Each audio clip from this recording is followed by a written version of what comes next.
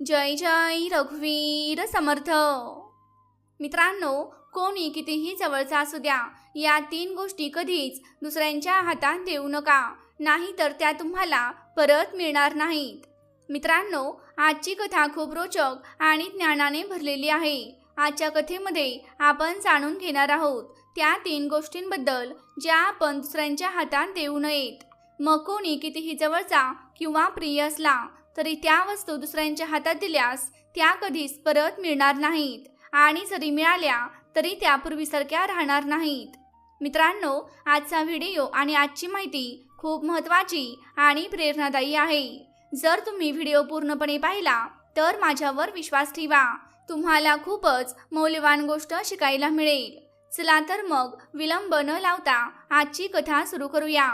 मित्रांनो, एका झाडावर एक घुबड बसला होता आणि तिथून एक गाढव चालला होता। घुबडाच्या मनात गाढवाची थट्टा मस्करी करण्याचा विचार आला। त्याला गाढवाच्या पाठीवर बसून जंगलात फिरायचे होते। झाडावरून उडत घुबड येऊन गाढवाच्या पाठीवर बसला आणि म्हणाला, गाढव भाऊ, तुम्ही कुठे चालला आहात?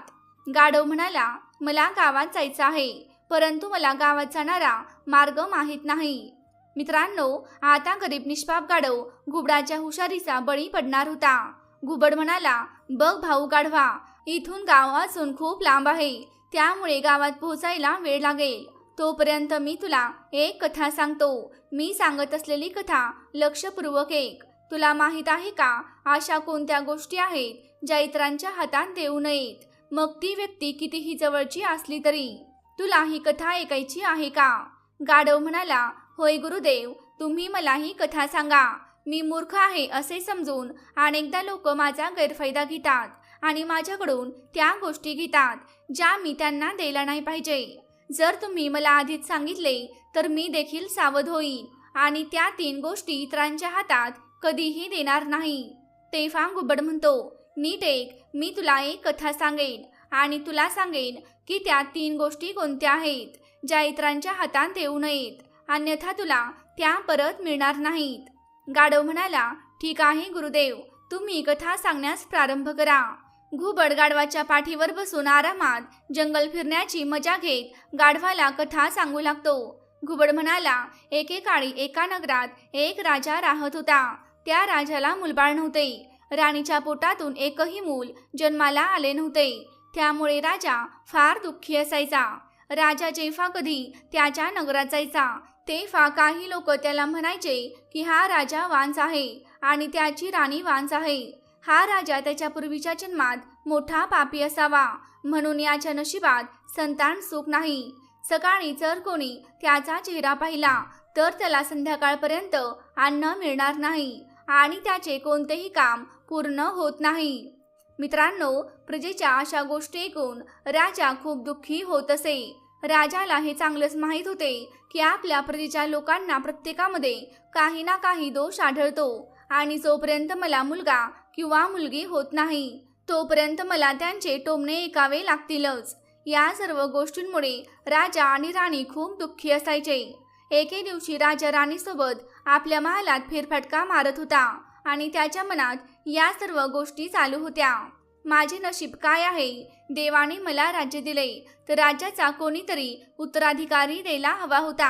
आज माझी अवस्था अशी आहे की मी जिथे जातो तिथे लोक मला कमनशिबी म्हणत टोमणे मारतात। लोकांचे बोलणे ऐकून माझे हृदय छेदून गेले आहे। मित्रांनो, पतीच्या चेहऱ्यावरचे अत्यंत दुःखाचे भाव पाहून राणीला समजले की माझा नवरा नक्कीच कोणत्या तरी मोठ्या दुःखात बुडाला आहे। राणीने ताबडतोब हात जोडून विचारले, महाराज, काय झाले आहे? तुम्ही रोज आनंदी दिसता, पण आज तुम्ही कुठल्या तरी खोल चिंतेत बुडालेले दिसत आहात। तेव्हा राजा म्हणाला, राणी, मला माझ्यावर सोड, मी का दुःखी आहे, मी कोणत्या चिंतेत आहे, तू काळजी करण्याची गरज नाही। तेव्हा राणी म्हणाली, महाराज, असे का बोलत आहात? मी तुमची पत्नी आहे। जर तुम्हाला कोणत्या गोष्टीची चिंता असेल तर मला त्याबद्दल जाणून घेण्याचा पूर्ण अधिकार आहे। त्या दुःखात सहभागी होणे हे माझे कर्तव्य आहे। मी माझे कर्तव्य बजावत आहे। महाराज, तुमचे दुःख म्हणजे माझे दुःख, तुमची चिंता म्हणजे माझी चिंता। तुमच्या मनात जे काही चालू असेल ते कृपया मला सांगा। आपल्या प्रिय राणीचे असे बोलणे ऐकून राजा म्हणाला, राणी, माझ्या चिंतेचे कारण जर तुम्हाला जाणून घ्यायचे असेल तर त्याचे कारण म्हणजे आपण दोघेही निपुत्रिक आहोत हे आहे. मी जेव्हाही नगरात जातो तेव्हा लोक मला पाहून तोंड मुरडतात. ते मला निपुत्रिक म्हणतात, तुम्हाला वांस म्हणतात. आता मी या जगाचे बोलणे ऐकू शकत नाही. मला देवाला विचारायचे आहे की देवा, मी कोणत्या जन्मात अशी कोणती पापे केली आहेत ज्याची किंमत या जन्मी आम्हाला चुकवावी लागत आहे. मूल झाल्याचा आनंद आपल्याला का बघता येत नाही. मित्रांनो, राणीला चांगलं समजलं होतं की राजा रात्रंदिवस उदास का राहतो. त्याचबरोबर राजाच्या या उदासपणामुळे राजाला राजेशाही कार्यसुद्धा नीट करता येत नव्हती. राजाची ही चिंता मला दूर करावीच लागेल. राणी विचार करू लागली, मी राजाला प्रत्यक्षात नाही परंतु अप्रत्यक्षरित्या नक्कीच आनंदी करू शकते. मी खोटं बोलून राजाला खुश करू शकते. मित्रांनो, काही दिवसांनी राणी राजाला ही खोटी बातमी देते, महाराज, मी गरोदर आहे. आता तुम्ही मुलाची काळजी करू नका.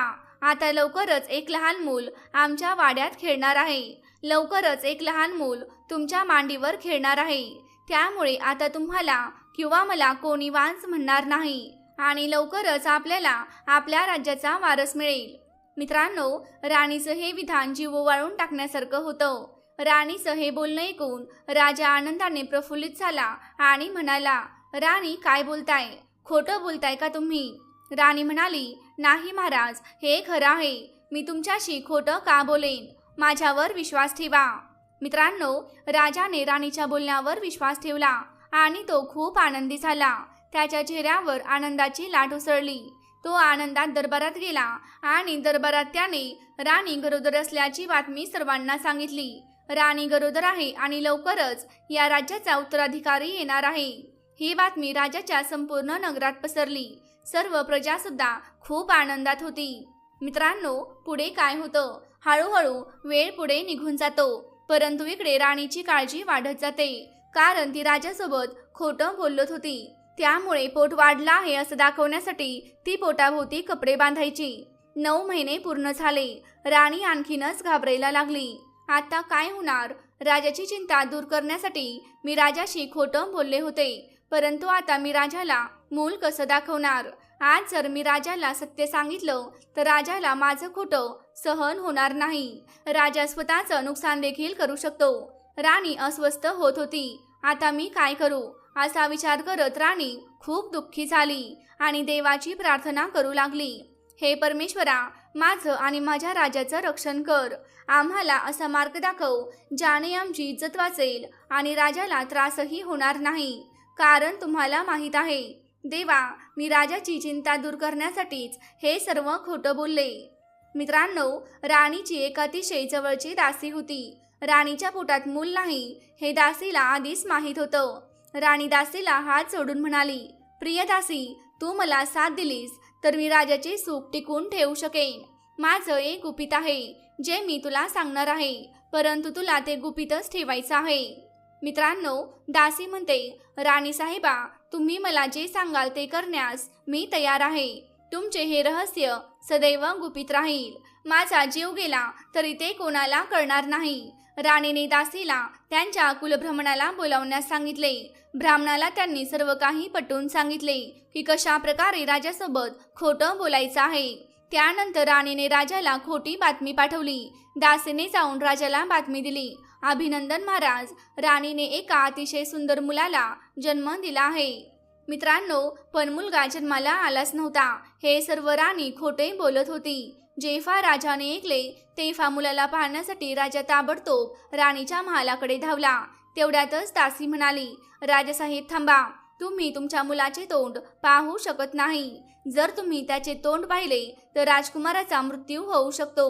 हे राजा, जेव्हा मुलगा मोठा होईल आणि लग्नास पात्र होईल तेव्हाच तुम्ही तुमच्या मुलाला पाहू शकाल. राजाने या बाबतीत कुळब्राह्मणाला विचारले. तेव्हा ब्राह्मण सुद्धा राजाला म्हणाला, हो महाराज, तुम्ही राजकुमाराचे तोंड आत्ता पाहू शकत नाहीत आणि जर तुम्ही असे केले तर राजकुमाराच्या जीवाला धोका निर्माण होऊ शकतो. त्यामुळे तुम्ही राजकुमार विवाहयोग्य होईपर्यंत धीर धरा. मित्रांनो, कुळब्राह्मणाचे बोलणे ऐकून राजाला प्रथम खूप वाईट वाटले. मग त्याने विचार केला, काही फरक पडत नाही. घरात एक मूल आहे आणि तो माझाच आहे. फक्त त्याचे तोंड पाहण्यासाठी मला काही वर्षे प्रतीक्षा करावी लागणार आहे. मी आता एका पुत्राचा वडील बनलो आहे. त्यामुळे लोक आता मला टोमणे मारणार नाहीत. मला कोणी वांस म्हणणार नाही. जेव्हा मुलगा मोठा होईल आणि त्याचे लग्न करू तेव्हा मी त्याला पाहू शकेन. यानंतर राजा आनंदाने राज दरबाराकडे येतो आणि दरबारात पोहोचल्यानंतर तो गरिबांना भरपूर दान देतो. दुसरीकडे राजवाड्यात बसून राणी खूप रडत असते. ती विचार करत असते, मी राजाला खोटे सुख देऊन चांगलं केलं नाही. लग्नापर्यंत मी राजासोबत खोटं बोलेन, त्यानंतर काय होईल? हा सगळा विचार करून राणीचे मन धडधडत होते. दासी म्हणाली, राणी काळजी करू नका, अजून त्या गोष्टीला खूप वेळ आहे. देव नक्कीच काहीतरी मार्ग काढेल. मित्रांनो, अशा प्रकारे दासीने राणीला समजावले. वेळ हळूहळू पुढे चालत होता. बोलता बोलता 20 वर्षे निघून गेली. राजाला वाटलं की माझा मुलगा आता 20 वर्षांचा झाला आहे, त्यामुळे त्याचे वय विवाह करण्यायोग्य झाले आहे. राजाने लगेचच लग्न जमवणाऱ्या व्यक्तीला बोलावले आणि सांगितले, आमचा मुलगा आता 20 वर्षांचा झाला आहे, त्यामुळे आम्ही त्याचा विवाह करू इच्छित आहोत. तुम्ही आमच्या मुलासाठी एक सुसंस्कारी, सुशील, सुंदर मुलगी शोधा. लग्न जमवणाऱ्या व्यक्तीने लगेचच शेजारील राज्यांच्या राजांना या बाबतीत सांगितले. बातमी मिळताच अनेक राजे महाराजे लग्नाबद्दल बोलणी करण्यासाठी येऊ लागले. राजपुत्राच्या लग्नाचा प्रस्ताव द्यायला बरेच लोक आले. तेव्हा राजा ताबडतोब राणीच्या खोलीत पोहोचला आणि म्हणाला, प्रिये, आपल्या मुलाचे वय आता 20 वर्षे झाले आहे आणि हे वय विवाहयोग्य आहे. आम्ही आजूबाजूच्या राज्यातील राजांना सांगितले होते की आम्ही आमच्या राजकुमाराचे लग्न करू इच्छित आहोत. तर आता तुम्ही राजकुमाराला आमच्या सोबत पाठवा. जे राजे महाराजे आपल्या इथे आले आहेत त्यांना राजकुमाराला पाहायचं आहे. आता मित्रांनो, राणी मोठ्या प्रश्नात सापडली. राणीला मुलगा झालाच नव्हता, तर ती राजकुमाराला राजासोबत पाठवेल तरी कसे? काय करावे? राणीला काहीच सुचेना. राणीने पुन्हा खोटं सांगितलं. महाराज, तुम्ही म्हणता ते बरोबर आहे. लोक लग्नाचा प्रस्ताव ठेवायला येतील तेव्हा त्यांना मुलगा दाखवावा लागेल. पण एक अतिशय महत्त्वाची गोष्ट आहे. राणी म्हणाली, महाराज, मला माफ करा. आपल्या ब्राह्मणाने मला सांगितले आहे की आपण मुलाला इथे दाखवले तर फार मोठा अनर्थ होईल. आपला मुलगा मरू सुद्धा शकतो. महाराज, जमलेल्या राजांना तुम्ही सांगा की ज्याला लग्न करायचे आहे त्याने या अटीवर करावे की मुलगा जेव्हा नवरदेव बनून लग्न मंडपात जाईल तेव्हाच त्याला बघता येईल. जो आपल्या मुलाला न पाहताच लग्नासाठी तयार होईल त्याच्यासोबतच आपण सोयरीक जुळू, असे राणीने राजाला सांगितले. राणीचे ऐकून राजा परत गेला. दरबारात जाऊन राजा म्हणाला, भावांनो, मला माफ करा. जर तुम्हाला मुलगा न बघता तुमच्या मुलीचा विवाह राजकुमारासोबत करायचा असेल तर आम्ही ते करायला तयार आहोत. कारण आमच्या कुलब्राह्मणाने असे सांगितले आहे की मुलगा आत्ता दाखवला तर मोठे अपशकुन घडू शकते. मुलाला काहीही होऊ शकते. म्हणूनच मुलगा इथे दाखवला जाणार नाही. मुलगा थेट लग्न मंडपात दाखवला जाईल. जर तुम्हाला माझी ही अट मान्य असेल तर मी माझ्या राजकुमाराचे लग्न तुमच्या मुलीसोबत करण्यासाठी तयार आहे. जर ही अट तुम्हाला मान्य नसेल तर माझा नाईलाज आहे. मित्रांनो, राजाने जेव्हा ही गोष्ट सर्वांना सांगितली तेव्हा हे ऐकून ते सर्वजण तिथून परतले. मित्रांनो, परंतु त्या राज्यांमध्ये एक राजा होता ज्याला ही अट मान्य होती. तो राजा म्हणाला, काही हरकत नाही. तसेही मुलगा मी लग्न मंडपात पाहीनच, त्यामुळे मला यामागे काहीच हरकत नाही. मी माझ्या मुलीचे लग्न राजकुमारासोबत लावून द्यायला तयार आहे.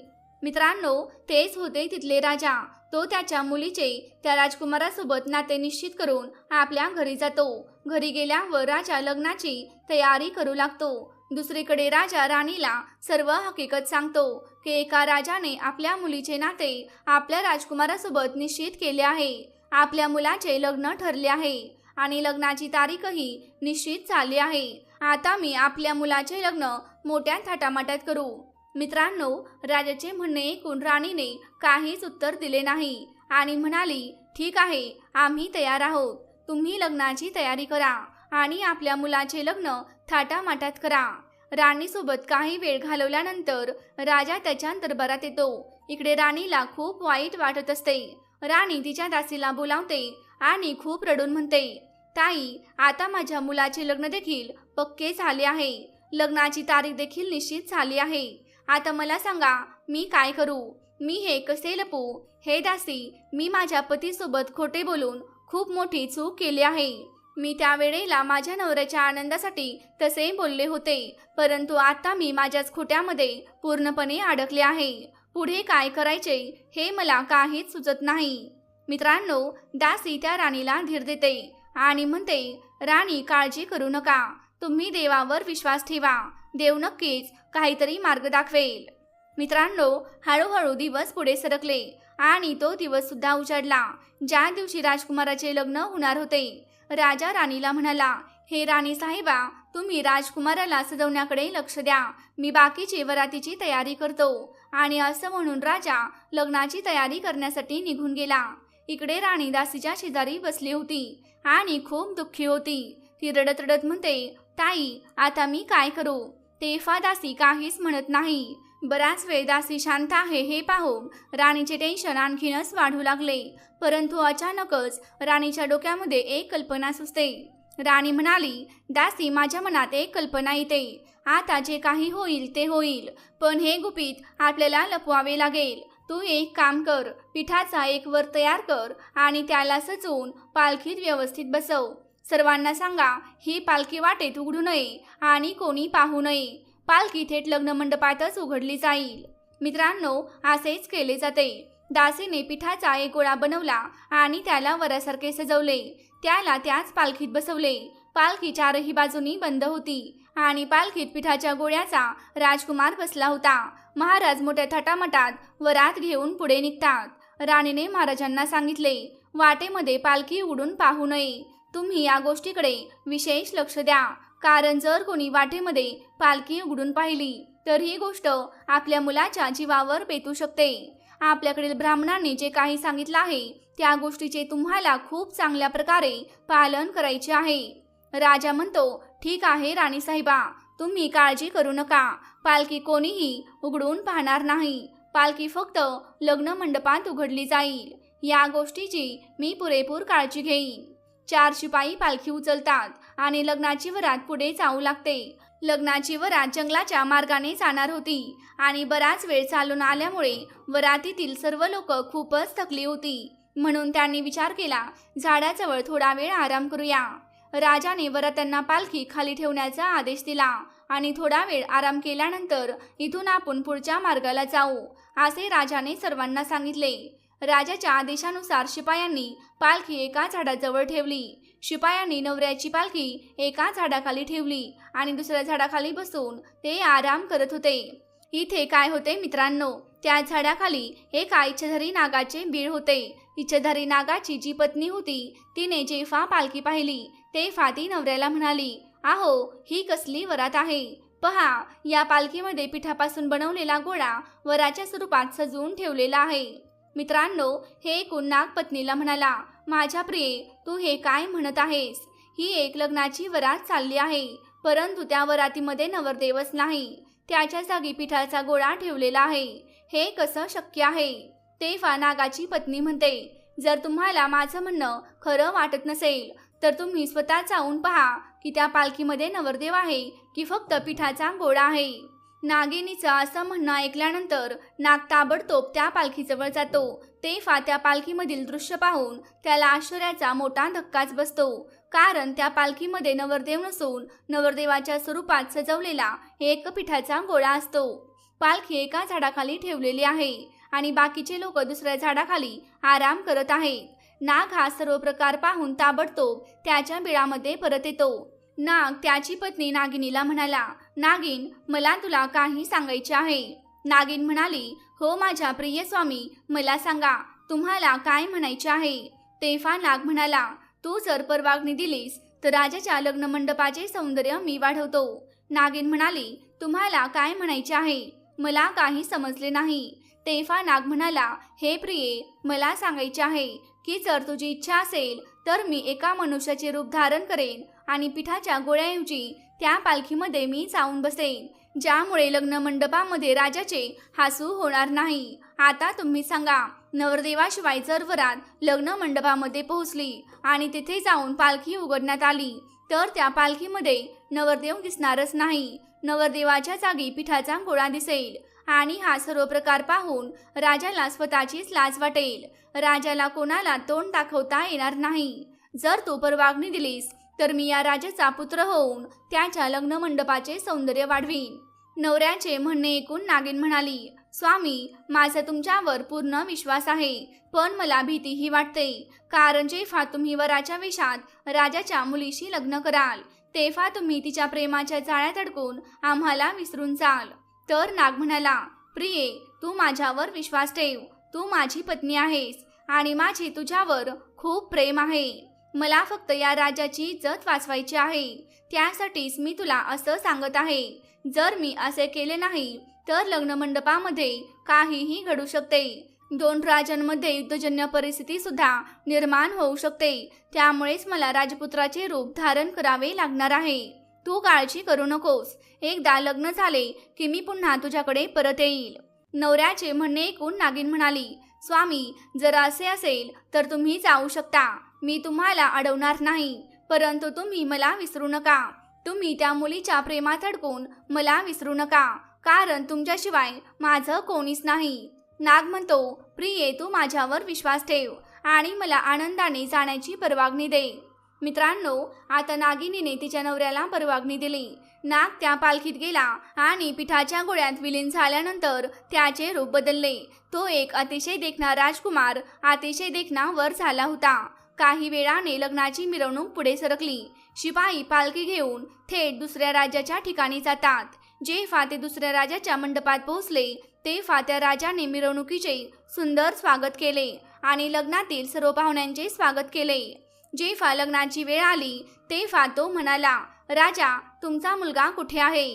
राजकुमाराला पालखीतून बाहेर काढा. तुम्ही म्हणाला होता की मुलाचा चेहरा लग्न मंडपातच दाखवला जाईल. आता तुम्ही तुमच्या मुलाला बाहेर काढा. त्याचा चेहरा आम्हाला दाखवा, जेणेकरून लग्नाचे विधी पूर्ण करता येतील. मित्रांनो, पालखी उघडली असता त्यातून एक अतिशय देखणा मुलगा बाहेर येतो. तो मुलगा इतका देखणा होता की राजाचे डोळे विस्फारले. राजाला खूप आनंद झाला. राजा विचार करू लागला की याचा अर्थ राणीला राजकुमाराला दाखवायचं नव्हतं, कारण राजकुमार चंद्रासारखा सुंदर आहे. मुलाला पाहून राजा भारावून जातो. मित्रांनो, जेव्हा मुलीच्या वडिलांनी त्या वराला पाहिले तेव्हा त्यांनाही खूप आनंद होतो. त्यानंतर लग्नाचे विधी सुरू होतात. तो नाग ज्याने राजकुमाराचे रूप धारण केले होते त्याचे लग्न मोठ्या थाटामाटात पार पडते. लग्न झाल्यावर राजकुमार वडिलांना म्हणाला, बाबा, माझी एक इच्छा आहे. माझी पालखी वेगळी आणि माझ्या बायकोची पालखी वेगळी असावी. राजा म्हणाला, बेटा, काहीच हरकत नाही. तुमची जशी इच्छा आहे तसेच केले जाईल. तुझ्यासाठी आणि तुझ्या पत्नीसाठी 2 वेगवेगळ्या पालख्यांची तयारी केली जाईल.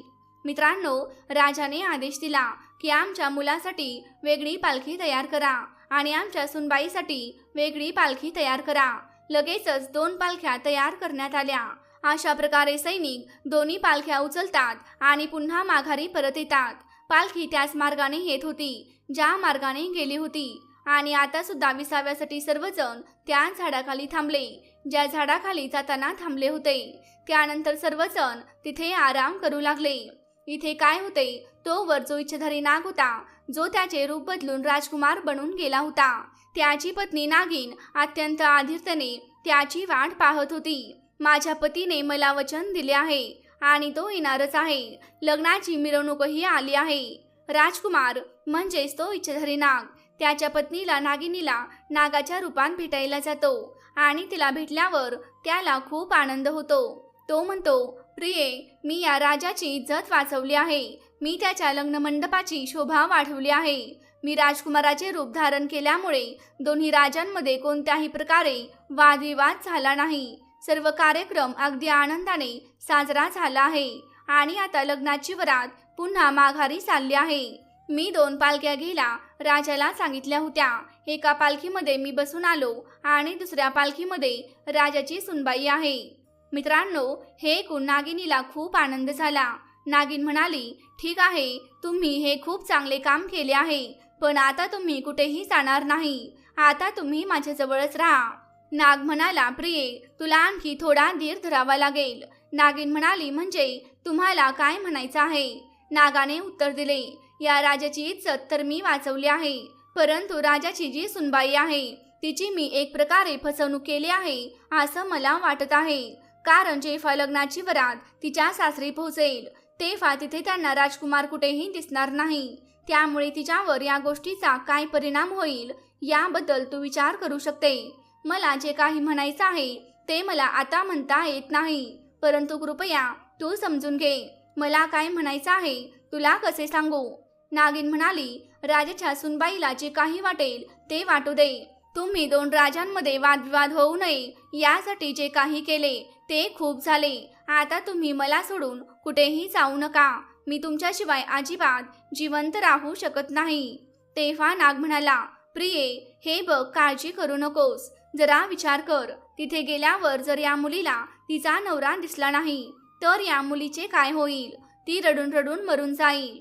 माझी तुम्हाला विनंती आहे की जास्त नाही तर मला 2 दिवस जाण्याची परवानगी द्या. 2 दिवसांनी मी तुझ्याकडे परत येईन. जेव्हा ही मुलगी तिच्या माहेरच्या घरी जाईल, जेव्हा तिचे वडील तिला घरी घेऊन जातील, तेव्हा मी तुझ्याकडे येईन. मला फक्त 2 दिवस परवानगी दे. माझ्यावर विश्वास ठेव, मी तुला फसवणार नाही. नवऱ्याचे बोलणे ऐकून नागिन खूप दुःखी होते आणि म्हणते, आहो, आज मला खात्री पटली आहे की तुम्ही माझ्याशी खोटं बोलत आहात. मला फसवून तुम्हाला जायचं आहे. तुम्हाला मला विसरायचं आहे. मला दुःखात एकटीला सोडून तुम्हाला जायचं आहे आणि म्हणूनच तुम्ही सारखं माझ्यासमोर हट्ट करत आहात. मित्रांनो, नागाने तिच्या पत्नीला खूप विनंती केली.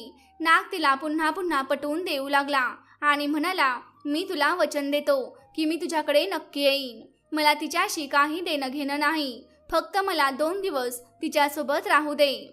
मित्रांनो, अशा प्रकारे नागाने त्याच्या पत्नीला नागिनीला पटवून दिले आणि नागिनीची परवानगी घेऊन तो वर बनतो आणि नंतर त्या पालखीत जाऊन बसतो. मित्रांनो, दुसरीकडे राणी मंदिरात जाऊन देवाकडे प्रार्थना करते, हे परमेश्वरा, माझे रक्षण कर, माझी इज्जत वाचवा. मी माझ्या पतीला आनंदी ठेवण्यासाठी खोटं बोलले, पण प्रकरण इथपर्यंत पोहोचेल याची मी कल्पनाच केली नव्हती. आता मी काय करू? देवा, माझी इज्जत वाचवा. मित्रांनो, अशा प्रकारे राणीने रात्र मंदिरात रडत घालवली. सकाळ झाली, दिवस उगवला, पण राणी त्या मंदिरात एकटीच बसून रडत होती. मित्रांनो, राणी कुठे आहे हे कोणालाच माहीत नव्हते. राणी कुठे आहे हे फक्त तिच्या दासीलाच माहीत होते. इकडे राजा सुनबाईसोबत आणि मुलासोबत लग्नाची वरात घेऊन घरी पोहोचतो आणि जेव्हा दासीने आणि दरबारातील सर्व लोकांनी राजकुमाराला पाहिले तेव्हा ते सर्वजण आश्चर्यचकित झाले. सर्वांना आता या गोष्टीचे कारण कळले होते की राणीने इतके वर्षे राजकुमाराला कोणालाही का दाखवले नाही, कारण राजकुमार खरंच दिसायला खूप देखणा होता. जेव्हा त्या दासीने पाहिले की राजाचा मुलगाही आला आहे तेव्हा दासीचे डोळे विस्फारले. तिला आश्चर्य वाटले, कारण फक्त त्या दासीलाच माहीत होते की राणीला मुलगा झालाच नव्हता. राणी राजासोबत खोटं बोलली होती, परंतु आता राजकुमाराला पाहून दासीला आनंद आणि आश्चर्य समप्रमाणात वाटत होते. दासी धावत मंदिरात गेली. मंदिरात राणी देवाची प्रार्थना करत होती. दासी मंदिरात पोहोचली आणि तिने राणीला सर्व काही सांगितले. दासी म्हणाली, राणी, देवाने तुमची विनंती ऐकली आहे. तुमची सून तुमच्या मुलासह आली आहे आणि तुमचा मुलगा खूप खूप देखणा आहे. मित्रांनो, जेव्हा राणीने दासीकडून हे ऐकले तेव्हा तिला दासीच्या बोलण्यावर विश्वासच बसत नव्हता. दासीने पुन्हा राणीला सांगितले की ती खरं बोलत आहे. दासीचे हे बोलणे ऐकून राणी देवाचे आभार मानू लागली. तिच्या डोळ्यातून आनंदाश्रू वाहू लागले. देवाचे आभार मानल्यानंतर राणी दासीसह घरी आली आणि सुनेला मोठ्या आदराने तिने घरात घेतले. राणीने तिच्या मुलाला घट्ट मिठी मारली, कारण राणीला माहीत होते की हा देवाचा प्रसाद आहे. मित्रांनो, राजाच्या आनंदालाही सीमा नव्हती. राजाच्या घरात आनंदाचे वातावरण होते. आता जो साप वर म्हणून आला होता, जो त्या मुलीचा नवरा म्हणून आला होता, तो हळूहळू त्या मुलीच्या प्रेमाच्या जाळ्यात अडकत होता. हळूहळू त्या मुलीच्या प्रेमात पडून तो आपल्या नागिनीला विसरायला लागला. 2 दिवसात परत येईल असे सांगून तो आला होता, परंतु महिना उलटला तरी तो त्याच्या पत्नीकडे परतला नाही. तो त्या मुलीच्या प्रेमाच्या जाळ्यात इतका अडकला की तो त्याच्या पत्नीला पूर्णपणे विसरला होता. 2 दिवसांमध्ये परत येईल असं त्या नागाने त्याच्या पत्नीला सांगितले होते, परंतु आता 2 महिने उलटून गेले होते तरी सुद्धा तो नागिनीजवळ परत गेला नव्हता. जेव्हा 2 महिने उलटून जातात तरी सुद्धा नाग त्याच्या पत्नीकडे परत येत नाही, तेव्हा नागिनीला खूपच चिंता वाटू लागते. नागिनीला आता खूपच वाईट वाटत असते. ती विचार करते, माझा पती मला विसरला आहे आणि मी आता त्याला जिवंत सोडणार नाही. त्याने माझी जी फसवणूक केली आहे त्या फसवणुकीचा बदला मी नक्कीच घेणार.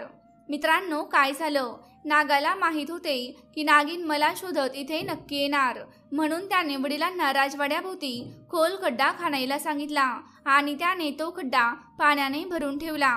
राजाने मुलाला विचारले की तू हे असे का करत आहे? राजकुमार म्हणाला, बाबा, मी हे सर्व आपल्या राजवाड्याच्या सुरक्षेसाठी करत आहे. आता राजवाड्याभोवती खोल खड्डा खणण्यात आला आणि तो पूर्ण खड्डा पाण्याने भरण्यात आला. इच्छाधारी नागाला वाटले की आता त्याची पत्नी नागिन राजवाड्यामध्ये येऊ शकत नाही. त्या नागाचे म्हणजेच त्या राजकुमाराचे त्याच्या पत्नीवर इतके प्रेम चढले होते की त्याला तिला सोडून जायची इच्छाच नव्हती. त्याला वाटले, आपल्याला इतकी सुंदर बायको मिळाली आहे, आता मी माझे संपूर्ण आयुष्य तिच्या सोबत घालवीन, कारण राजा आणि राणी म्हणजेच राजकुमाराचे आईवडील हेही माझ्यावर खूप प्रेम करतात. मी निघून गेलो तर हे लोक कसे जगतील आणि ही बिचारी मुलगी कशी जगेल? त्यामुळे त्या इच्छाधारी नागाने त्याची पत्नी नागिनी हिचा काहीही विचार केला नाही आणि तो राजकुमाराच्या पत्नीसोबत आनंदाने राहू लागला. त्याने राजवाड्याभोवती खोल खड्डा खणला होता व तो खड्डा पाण्याने भरला होता, ज्यामुळे तो निश्चिंत झाला होता. त्याला वाटलं होतं की आता त्याची पत्नी नागिन त्याच्यापर्यंत कधीही पोहोचू शकणार नाही, परंतु दुसरीकडे नागिनीला तिचा बदला घ्यायचा होता. ती तिच्या पतीला शोधण्यासाठी इकडे तिकडे भटकत असते आणि भटकत भटकत ती राजवाड्यापर्यंत पोहोचते. परंतु राजवाड्यापर्यंत पोहोचल्यावर ती पाहते की राजवाड्याभोवती खोल खड्डा खणला आहे आणि त्या खड्ड्यामध्ये पाणी भरलेले आहे. हा सर्व प्रकार पाहून तिला कळतं की हा सर्व सापळा नागाने म्हणजेच तिच्याच नवऱ्याने रचलेला आहे. हा सर्व प्रकार पाहून नागिनीला आणखीन जास्त राग येतो आणि तिची सुडाची भावना आणखीन मोठ्या प्रमाणात वाढते. आता नागिनीला त्या राजवाड्यामध्ये प्रवेश करायचा होता, परंतु तिला मार्ग कुठूनही सापडत नव्हता. ती संपूर्ण राजवाड्याला फेरी मारते, परंतु तिला मार्ग कुठेही सापडत नव्हता. अखेर तिला एक छोटासा मार्ग सापडतो, ज्या मार्गाने ती राजवाड्यामध्ये प्रवेश करते. आत गेल्यावर नागिनीने पाहिले की तिचा नवरा त्या मुलीसोबत बेडवर आरामात झोपला होता. जेव्हा नागिनीने तिथे पोहोचून तिच्या नवऱ्याला त्या मुलीजवळ झोपलेलं पाहिलं, तेव्हा तिच्या रागाला पारावार उरला नाही. रागाच्या भरात ती विचार करू लागली की या दोघांना दंश करून मारून टाकावे. परंतु पुढच्या क्षणी नागिनीच्या मनामध्ये असा विचार येतो की जर मी माझ्या नवऱ्याला दंश करून मारलं तर मग या मुलीचं काय होणार? तिच्या नवऱ्याशिवाय ही मुलगी सुद्धा मरून जाईल आणि जर मी या मुलीला दंश केला तर माझा नवरा या मुलीच्या प्रेमामध्ये पूर्णपणे आंधळा झाला आहे. त्यामुळे जर मी या मुलीला मारलं तर तो सुद्धा आत्महत्या करेल. म्हणूनच कोणीतरी असं म्हटलं आहे की या 3 गोष्टी तुमचा कितीही जवळचा माणूस असू द्या, त्याला कधीही देऊ नयेत. माणसाने त्याच्या आयुष्यामध्ये या गोष्टीची खबरदारी नक्कीच घ्यायला हवी. नंबर 1, स्त्रीने तिचा नवरा कधीही दुसऱ्या स्त्रीला देऊ नये. त्याचबरोबर एका पुरुषाने त्याची पत्नी दुसऱ्या पुरुषाला देऊ नये, अन्यथा ते तुम्हाला परत मिळणार नाहीत आणि जरी ते परत मिळाले तरी ते पूर्वीसारखे कधीच राहणार नाहीत. नंबर 2, पैसे. कमावलेला पैसा दुसऱ्याच्या हातात देऊ नये. दुसऱ्याच्या हातात गेलेले पैसे परत मिळण्यात मोठी अडचण होते आणि आपण कुणाला दिलेले पैसे योग्य वेळी कधीच परत मिळत नाहीत. त्यामुळे तुम्ही या गोष्टीची सुद्धा खबरदारी घ्यायला पाहिजे. कोणालाही पैसे देताना विचार नक्कीच करायला पाहिजे. नंबर 3, न वाचलेल्या पुस्तकाचे ज्ञानही योग्य वेळी कधीच उपयोगी पडत नाही. या 3 गोष्टी माणसाने दुसऱ्याकडे कधीही देऊ नयेत. नागिन विचार करू लागली की माझ्याकडे आता काहीच उरलं नाही. मी जाणून बुजून माझ्या पायावर कुऱ्हाड मारली आहे. मी माझा नवरा माझ्या स्वतःच्या हातांनी दुसरीला दिला आहे. या सर्व गोष्टींमध्ये चूक फक्त माझीच आहे. मी त्याच वेळी माझ्या नवऱ्याला थांबवायला हवे होते. जर मी आता माझ्या नवऱ्याला दंश करून मारले तर ही मुलगी विधवा होईल आणि मला असं बिलकुल नको आहे. मित्रांनो, हा विचार केल्यावर नागिन तिच्या नवऱ्याला आणि त्या मुलीला चावण्याचा विचार बदलते. त्यानंतर ती नागिन विचार करते की मी या दोघांना मारणार नाही, परंतु स्वतःचे प्राण नक्कीच संपवणार आहे. त्यानंतर ती नागिन त्या नागाच्या पलंगाजवळ तिचं डोकं आपटून तिचे प्राण त्यागते. त्यानंतर सकाळ होते तेव्हा राजकुमाराची बायको लवकर उठून तिच्या कामासाठी निघून जाते. तिचं त्या मेलेल्या नागिनीकडे लक्ष जात नाही, परंतु जेव्हा तो नाग उठतो तेव्हा तो पाहतो की पलंगाखाली नागिन मृतावस्थेत पडलेली आहे. तिला पाहून नागाला खूपच पश्चाताप होतो. त्याला खूपच दुःख वाटत असतं. तो म्हणतो, या सर्व गोष्टींमध्ये माझी चूक आहे. मीच या मुलीच्या प्रेमामध्ये आंधळा झालो आणि तुला विसरून गेलो. खरं प्रेम तर तुझंच होतं. तू आम्हा दोघांनाही दंश करून मारू शकली असतीस, परंतु तू तसं केलं नाहीस. तू स्वतःचे प्राण त्यागलेस. तू माझ्यापर्यंत पोहोचू नये म्हणून मी संपूर्ण राजवाड्याभोवती खोल खड्डा खणला आणि त्यामध्ये पाणी भरून ठेवले, परंतु तू माझ्या प्रेमाखातर इथपर्यंत पोहोचलीस. आणि जेव्हा सर्व प्रकार तू तुझ्या डोळ्यांनी पाहिलास तरी सुद्धा तू आम्हा दोघांना काहीच केलं नाहीस. खरंच तुझं माझ्यावर खूप प्रेम होतं. मी खूप मोठी चूक केली आहे. असं म्हणून तो इच्छाधारी नाग रडू लागतो. इकडे गाढवाच्या पाठीवर बसलेला घुबड म्हणतो, अरे गाढवा, अशा प्रकारे राजपुत्राचा वेश धारण केलेला तो इच्छाधारी नाग स्वतःलाच नागिनीच्या मृत्यूला दोषी ठरवू लागतो. घुबड म्हणाला, म्हणून माणसाने या 3 गोष्टी कधीच कुणाला देऊ नयेत. गाढव म्हणाला, गुरुदेव, तुम्ही खरंच खूपच मनोरंजक आणि माहितीपूर्ण कथा सांगितली आहे. तुमच्या या कथेमधून मला बरेच ज्ञान मिळाले आहे. पुढे गाढव म्हणतो, आता मला सांगा, आपण गावात पोहोचलो आहोत की नाही? तेव्हा घुबड म्हणतो, भाऊ, तुला काय सांगू, गोष्ट सांगण्यात मी इतका मग्न झालो, त्यामुळे माझं कशातच लक्ष लागलं नाही आणि त्यामुळेच आपण आता रस्ता भटकलो आहोत. आता आपण थोडी विश्रांती घेऊया, मग पुढच्या मार्गाला लागू. अशा प्रकारे मित्रांनो, तो घुबड गाढवाला जंगलामध्ये इकडे तिकडे भटकवतो व त्याच्यावर बसून जंगल फिरण्याची मजा घेत असतो. जंगलामध्ये फिरत असताना घुबड गाढवाला आणखीन कोणकोणत्या कथा सांगतो त्या सर्व कथा पुढच्या येणाऱ्या व्हिडिओमध्ये तुम्हाला नक्कीच पाहायला मिळतील. मित्रांनो, व्हिडिओमध्ये सांगितलेली कथा जर तुम्हाला आवडली असेल तर व्हिडिओला लाईक करायला विसरू नका. भेटूया पुढच्या अशाच एका ज्ञानवर्धक व्हिडिओमध्ये. जय जय रघुवीर समर्थ.